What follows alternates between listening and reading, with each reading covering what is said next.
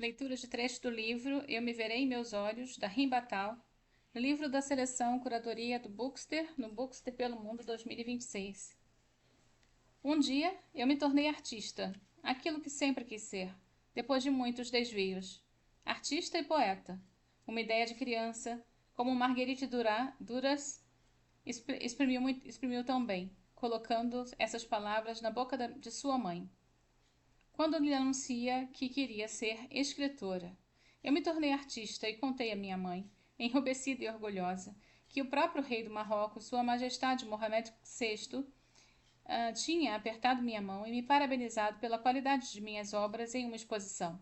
Ela, que nunca deixou de expressar o quanto desprezava esse palavras suas hobby, que impede que se tenha um trabalho de verdade, esse, eu cito, metia de vagabundos e drogados, estava finalmente pronta para aceitar como válido e até mesmo prestigioso esse trabalho difícil, ao qual eu me agarrava como podia, no qual eu estava finalmente me realizando, reparando-me pouco a pouco. O rei do Marrocos, em pessoa, parabenizando a filha dela por sua participação na exposição inaugural do primeiro Museu de Arte Moderna e Contemporânea do país, que ele mesmo havia idealizado, era, afinal, o feito mais chique alcançado pela família. Depois do doutorado de minha amada irmã, é claro. Minha mãe não demorou para acordar do sonho após visitar a exposição quando foi aberta ao público. Entre uma fotografia em que uma noiva magnificamente adornada com trajes tradicionais marroquinos tinha os pulsos envoltos em joias e uma segunda em que essa mesma noiva, com seus olhos injetados de sangue, cuspia leite materno diante da câmera. Só posso imaginar o choque da minha mãe ao reconhecer seu próprio lençol nupcial, seu lençol de algodão branco bordado em verde, estendido sobre uma estrutura de madeira e pendurado na parede, como se estivesse crucificado. Seu próprio lençol. No centro dele, muito pálida, uma mancha de sangue. Aquela do dia do casamento.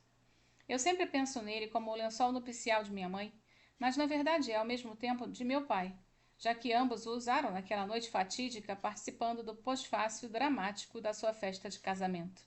Estiveram ali imbuídos de honrar essa primeira vez em comum, a primeira vez absoluta da minha mãe. Eu não colocaria minha mão no fogo pela castidade do meu pai, com toda a família do outro lado de uma simples porta de madeira de 2 folhas, com os ouvidos colados às paredes, tias e primas, tios e vizinhas, diante dos quais nunca haviam feito sequer a menor alusão a sexo ou sexualidade. A todos, um dia, foi preciso apresentar provas de sua relação sexual, de que a noiva era virgem, de que o noivo o conseguiu penetrar. Agora, isso me salta aos olhos. É engraçado que, quando escrevia, eu nunca tinha pensado nisso. Que meu pai estava sobre aquele lençol, tanto quanto minha mãe, que sem dúvida ele guardou o mesmo gosto amargo disso tudo, que também sofreu com essa tradição absurda, que com essa violência coletiva aceita como celebração da pureza. O meu pai então acompanhou minha mãe nessa visita à exposição. Muito contrariado, é claro, depois de tentar dissuadi-la ao máximo que pôde, farejando a piada oscilada que viria, já que ele me conhecia tão bem. Ele acabou lhe dando o braço a torcer, por precaução, para impedi-la de eventualmente pisotear em um daqueles acessos de raiva que a fazem perder o bom senso, alguma instalação de Mounir Fatmi ou rasgar as fotografias de Débora Benzaken. Imagino minha mãe, estupefata, sem saber o que pensar, ofendida, mas se segurando, enquanto está nesse imponente edifício revestido de mármore que leva o nome do nosso rei. Eu a imagino mal abrindo a boca, calada pela primeira vez, ela que raramente fica em silêncio, ou então falando demais, pelo contrário, fazendo perguntas, bombardeando meu pai com dúvidas para as quais ele tão pouco tem resposta. Com insultos, talvez, culpando-o por minha educação frouxa, cujo resultado está ali diante dos dois, já que ela não teve soberania exclusiva sobre a formação de seus filhos. Sozinha eu teria feito dela uma engenheira ou médica, ideias de mãe. Em suma, e depois todo tipo de censura sobre assuntos periféricos para exorcizar sua fúria. O carro estacionado longe demais, o espelho retrovisor que ainda não tinha sido consertado, seu colete que não combinava com sua camisa, seus sapatos não engraxados, reprovações com 1000 anos de idade, e que já não tem mais nenhuma conexão com aquele lençol, que se tornou uma obra de arte e agora é abstrato demais, guardado, respeito. Meus pais não têm nenhum conhecimento de arte contemporânea. Todo o século passado lhes escapou em termos de artes visuais Eles ficaram presos aos acadêmicos e aos orientalistas, em parte por causa das políticas culturais da educação artística, mas também por falta de sensibilidade para as artes plásticas em particular, embora fossem mais conectados com a música e o cinema. Tudo isso por desdém a tudo que não gerasse dinheiro e não tivesse alguma serventia prática. Eu não ouso imaginar meu pai, homem púdico e discreto, vendo sua intimidade exposta ali, intitulada com uma peça. Esta é a peça de Rimbatal. Sua garganta se apertando, os olhos baixos ou se desviando para o outro lado, e sem dúvida acelerando o passo para sair daquele subsolo de paredes brancas e piso de cimento, que deveria ter sido estacionado no museu e que onde por fim foi instalada a ala de jovens criadores. Esse piso de cimento sobre o qual algo de meu pai está se despedaçando. Jaque. Eu ignoro o que seja, o que se quebra. Talvez nada tenha realmente se rompido naquele dia, ou pelo menos gosto de acreditar nisso. Mas quem sabe essa ruptura remonte à noite de núpcias, em vez de um primeiro instante de intimidade, em que os corpos se descobrissem e finalmente expressassem com gestos e toques o amor que os levara a se unir por um documento oficial. Meus pais se viram encurralados naquele quarto, com todos tocando música do lado de fora, forçados a se justificar. Minha mãe pela sua virtude, meu pai pela sua virilidade. Estavam ambos como ratos presos numa armadilha sombria, injustificável, repetida de geração em geração sob o peso invisível de uma herança misteriosa. De um castanho muito claro, diluído, a mancha de sangue no lençol nupcial de minha mãe é resultado de uma sessão de masturbação quando minha menstruação estava chegando ao fim. Da mãe, no caso. Eu estava fazendo uma residência criativa na Cité Internacional de Artes de Paris e pensei, ora, se é para fazer, vamos fazer direito. Masturbação profissional, diga-se de passagem, cujo único objetivo era de produzir aquela mancha. Eu chamei essa instalação de Às vezes minto, às vezes digo a verdade.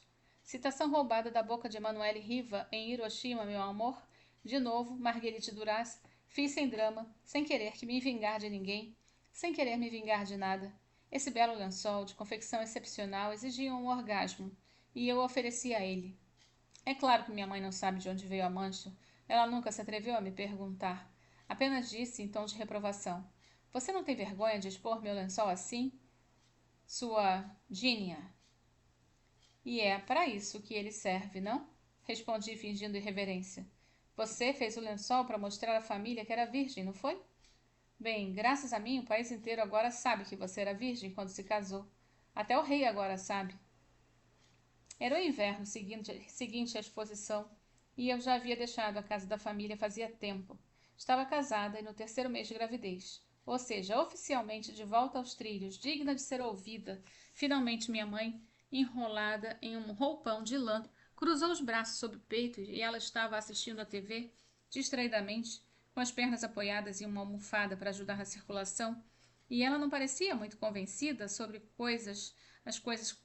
sobre como as coisas andaram depois da exposição. E Sua Majestade o Rei parabenizou você por aquilo? Sim, sim, voilà, eu juro. Ele até apertou minha mão, e eu lhe assegurei. De qualquer forma, ele não disse, levem-na para Alcátia. A prova, veja você, é que eu estou aqui. Bem, ela suspirou. Algumas pessoas dão à luz por via vaginal, por cesariana, mas eu dei à luz por via anal, eu acho. Uau, que ofensa. A risada de meu pai soou naquele momento. Com um tapete de oração sobre o ombro, o cabelo ainda coberto de gotas de água sobre as preces de abluções, ele estava se preparando para ir à mesquita. Ele me deu um tapinha no ombro por cima do sofá e riu tanto que seu tapete deslizou para o chão e seus olhos se tornaram apenas uma pequena linha de cílios pretos no meio de uma cortina de rugas. Por que tá rindo? Disse eu, fingindo estar ofendida, mas eu achei a piada da minha mãe muito engraçada. Tá rindo de quê? Perguntei meu pai. Eu? Eu digo que às vezes a gente vive tempo demais, disse ele, enxugando as lágrimas e os perdigotos antes de cair na gargalhada outra vez. Minha mãe também começou a rir e meu pai deu um beijo no topo da sua cabeça. Vou pegar meu tapete antes que você o transforme em uma obra de arte também, disse ele. Vou lá, vou pedir a Alá para te perdoar. Estamos no terraço. O tempo tá bom. Um novembro com céu azul batei. Raro para esta Paris que eu aprendi a amar. Apesar do frio, da densidade da burocracia sem fim, minha mãe e eu estamos tentando aproveitar a luz do sol, para armazenar o máximo de vitamina D possível para o inverno que se aproxima. Vai! Dobra as mangas para que sua pele fique bem exposta e seus ossos fiquem mais fortes. Você sabe, depois do parto, todos os ossos ficam enfraquecidos e é por isso que tantas mulheres sofrem fraturas após darem à luz. Continuou minha mãe. Eu tinha acabado de ter meu primeiro bebê e ela correu para me apoiar, desdobrando-se para me aliviar durante aqueles primeiros meses de maternidade. Apesar de tudo que isso mexia dentro dela, eu sentia que ela estava nervosa, falava muito, às vezes sozinha, até soltar essa. É bom ter filhos quando se é jovem. É bom porque depois dos 40 é melhor não fazer mais nada, mesmo com o marido. Sério? Disse eu, distraída a princípio, mas depois pronta para talvez zombar de mais uma de suas crenças esdrúxulas. Eu acrescentei, e o que acontece depois dos 40? Está brincando? Você não sabe, Zama? A vagina fica cheia de doenças e micróbios que você corre o risco de passar para o marido. O quê? Fala sério, que bobagem. Por que você está dizendo isso? Você não sabe? Bem, com a menopausa, a menstruação não está mais presente para fazer uma limpeza profunda e purificar sua vagina todos os meses. Como resultado, ela fica velha e mofada por dentro, como se tivesse parado de viver. É por isso que você não deve continuar a ter relações sexuais, pois ela se torna um ninho de micróbios. É por isso que as mulheres permitem que seus maridos se casem com uma mulher mais jovem, para que o marido possa continuar com seus casos fora de casa, sem ter que ir embora, sem abandoná-las e nem deixar os filhos com... Bem, e o que acontece com o marido depois dos 40? Perguntei a ela. Nada. O que você queria que acontecesse? Ela não parecia nem um pouco consciente do absurdo que tinha acabado de jogar a bomba atômica sobre minha cabeça, seu pijama roxo de flanela e suas pantufas de pelúcia que ela acabara de comprar para si mesma no paquistanês da rua de baixo, com seus dirhams convertidos em euros, enterneceram-me até as lágrimas, e seu cabelo escovado em casa me pareceu ao mesmo tempo digno de pena e com uma juba de uma santa contemporânea. Eu mesma usava pijama semelhante porque não tinha escolha. Quando ela estava presente, eu me vestia como ela, porque ela me trazia uma réplica do seu uniforme a cada visita, insistindo para que eu a usasse. Eu comprava a paz ao acordar com sua existência e depois doava as roupas no brechó da Emaus, sempre. Com um nó na garganta do tamanho de uma melancia, eu estava derretida em minha poltrona enquanto minha bebezinha continuava a mamar em meu peito, olhando para mim com seus olhos escuros, cheios de excesso de tudo. Sinceramente, eu teria preferido que estivesse chovendo naquele dia, porque nessas situações sempre chove nos livros e nos filmes. Mas o tempo estava bom e eu queria furar o sol como se quem estoura uma gema de ovo mole.